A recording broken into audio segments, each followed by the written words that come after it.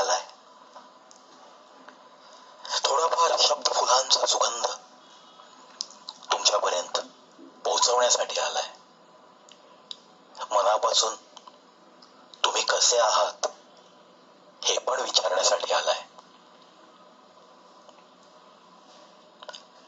एक गोष्ट आज प्रकर्षाने सांगणार आहे मी तुम्हाला,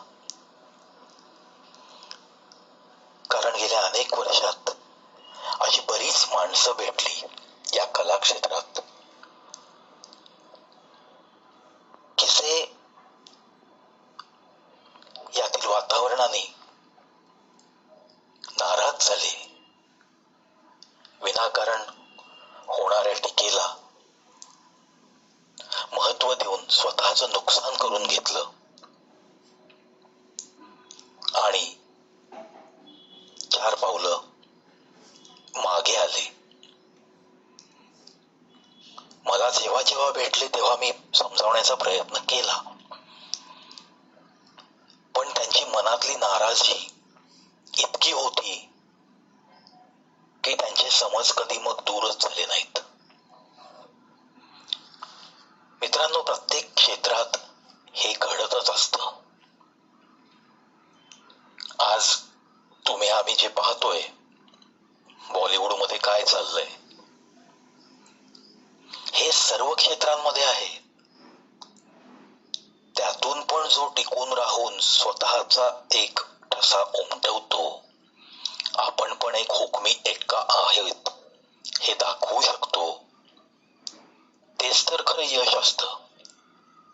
किंवा स्वतः आपल्या ऐटीत चालत राहणं आणि असं काही घडवणं की जगाचंही आपोआप त्याच्याकडे लक्ष जावं, इतकंच आपल्याला करायचंय.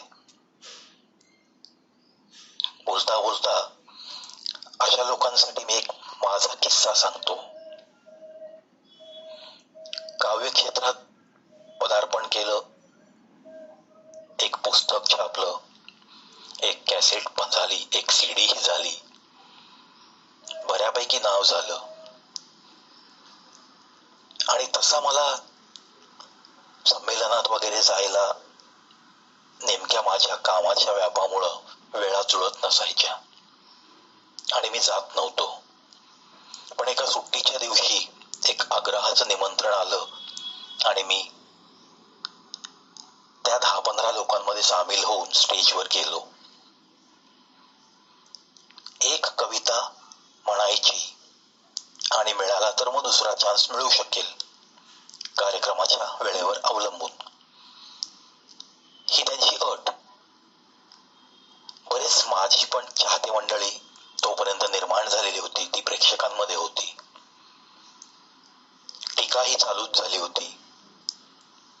या व्यक्तीची एक कॅसेट झाली, सीडी झाली, बऱ्यापैकी हा धावतोय आपल्या क्षेत्रात, म्हणून बऱ्याच सिनियर लोकांच्या नजराही चालू झाल्या होत्या.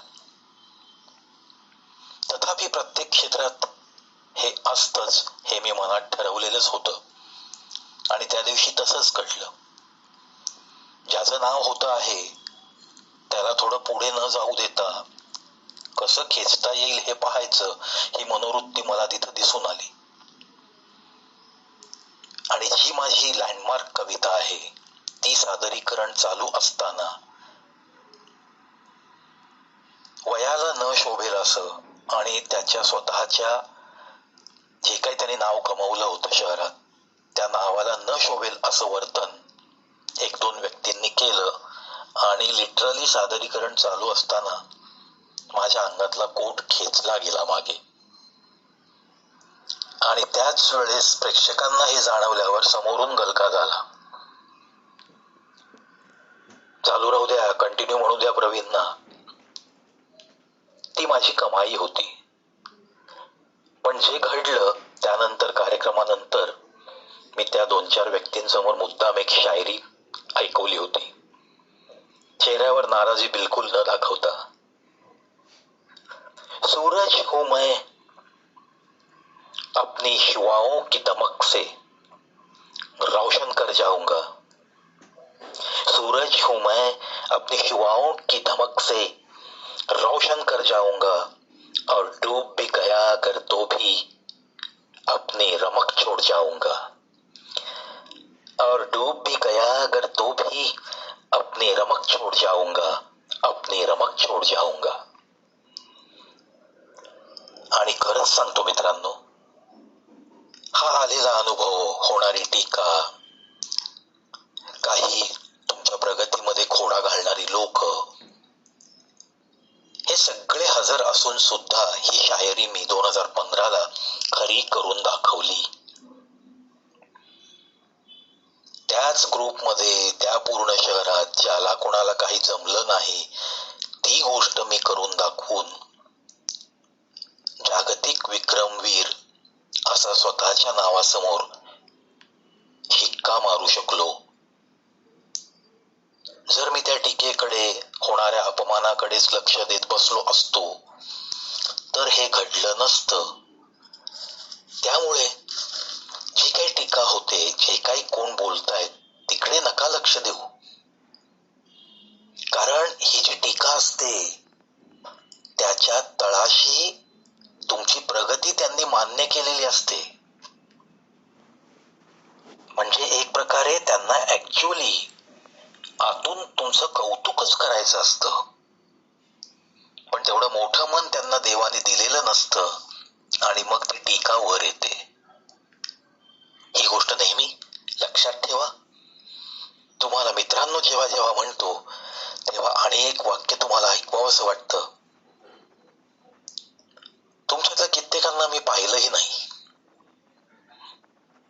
मैत्री ना सजवायची असते ना गाजवायची असते, ती तर नुसती रोज थोडी थोडी रुजवायची असते. ना जीव द्यायचा असतो ना घ्यायचा असतो, इथे तर फक्त जीव लावायचा असतो, जीव लावायचा असतो. मित्रांनो, असेच आपण एकमेकांना जीव लावत जगूया. शक्यतो स्वतःमध्ये सुधारणा घडवूया की जर एखादा आपल्या संपर्कातला कोणी काही प्रगती करत असेल तर आपल्या तोंडातनं फक्त कौतुकाचे शब्द आले पाहिजेत. वाह, क्या बात आहे, आगे बढो. या गोष्टीला फार मोठं काही ताकद म्हणा, पैसा म्हणा, काही खर्च नाही पडत तुमचं. उलट तुमच्या व्यक्तिमत्वाची समाजामध्ये छाप पडते. अरे वा, हा एखादं कार्य करण्याचं तोंड भरून कौतुक करणारी व्यक्ती आहे बरं का. हेच तर कमवायचं असतं. प्रत्येक घरातून कलाकार जन्माला येत नसतात. जे तुम्हाला जमत नाही ते जर समोरचा व्यक्ती करून दाखवत असेल तर तुमच्या तोंडातनं फक्त वा असंच आलं पाहिजे.